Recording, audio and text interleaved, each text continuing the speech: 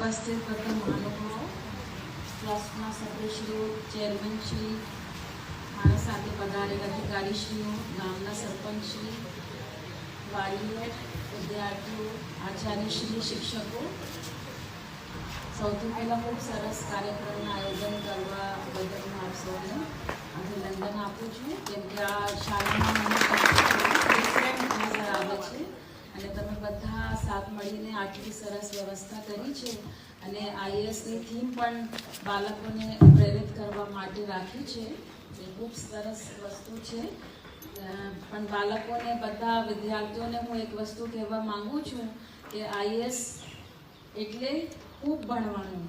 આઈએસમાં જવું હોય તો 12 થી 14-15 કલાક દરરોજ તમારે અભ્યાસ કરવું પડશે. તો એના માટે તમે અત્યારથી તમારા માઇન્ડસેટ એવી રીતે બનાવવું છે કે મારે